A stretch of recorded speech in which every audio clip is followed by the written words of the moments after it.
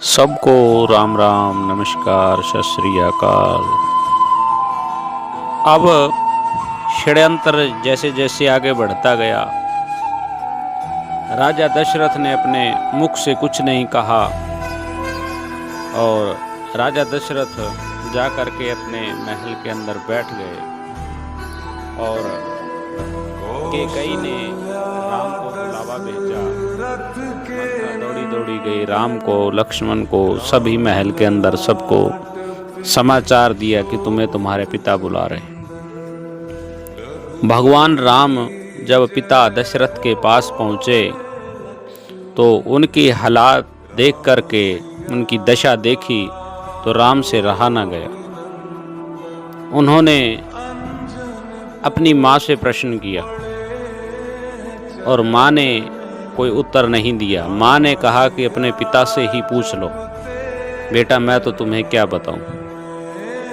फिर उन्होंने अपनी माँ को आग्रह किया कि माता हमें कुछ बतलाएं, पिता का स्वास्थ्य खराब है, क्या बात है, ऐसी दशा क्यों बनी हुई है। तो उन्होंने फिर कोई जवाब नहीं दिया तो वो अपने पिता से पूछने लगे कि पिताजी मुझे बताएं क्या बात है। लेकिन दशरथ देखता है और फिर गर्दन को नीचे झुका लेता है, रोता हुआ। रो रहे हैं क्योंकि कैकेयी ने वचन ही ऐसे मांग लिए थे कि उनके तो प्राण ही हर लिए थे।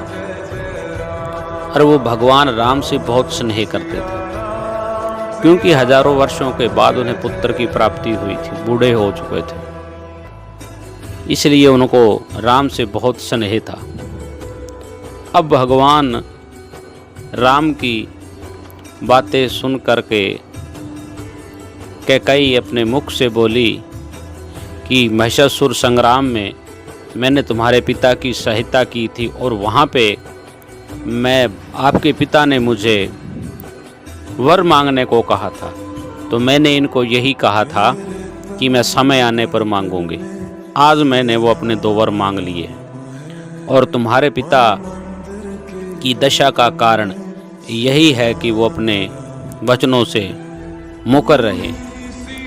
तो भगवान को थोड़ा क्रोध आया और फिर वो नम्रता से कहने लगे कि माता ऐसा नहीं हो सकता कि मेरे पिता तो इतने बलवान हैं, शक्तिशाली हैं और ऐसा नहीं हो सकता कि वो अपने वचन पूरे ना कर सके। इस तरह से पिता की आज्ञा ना होने पर भी वो वहाँ से चले अपनी माँ कौशल्या को मिलने। वहाँ गए, वहाँ से जा कर के मिले। मिलने के बाद माँ को समाचार दिया। माँ को समाचार देने के बाद फिर वापस आए और सारी तैयारी मंत्रा ने कैकेयी ने कर रखी थी और वहाँ पे सीता ने भी अपने पति के साथ जाने का मन बना लिया। उन्होंने कहा कि जब हमारा पति ही नहीं रहेगा यहाँ पे तो मैं इस महल का क्या करूँगी। मुझे तो अपने पति के साथ जाना है। जहाँ मेरा पति रहेगा, जिस हाल में रहेगा, जैसा भी रहेगा, भूखा रहेगा, प्यासा रहेगा, मैं अपने पति के साथ रहूँगा। बड़ी मना करने के बाद कौशल्या ने, सभी ने मना किया, लेकिन सभी अपने अपने धर्मों में बंधे हुए थे। जैसे ही लक्ष्मण को पता चला, लक्ष्मण ने कहा कि भैया आप तो मेरे प्राण हो, मैं आपके बिना कैसे रह सकता हूँ। लक्ष्मण की भी तैयारी हो चुकी थी।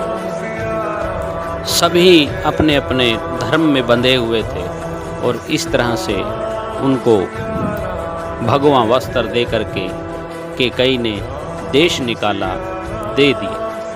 अब वो देश निकाला लेकर के चल पड़े और राजा दशरथ बिल खिलाने लगे, रोने लगे, रोते हुए महल में गिर पड़े और कैकेयी का त्याग कर दिया। कैकेयी का त्याग करते ही उन्होंने कहा कि मैं आज से तुम्हारा त्याग करता हूँ। जो भी मैंने शादी के समय वचन लिए थे, आज मैं वापस लेता हूँ और तुम्हें उन वचनों से मुक्त करता हूँ। ऐसा कहते रहे और वो माता कौशल्या के साथ अपने महल में चले गए। जय श्री राम।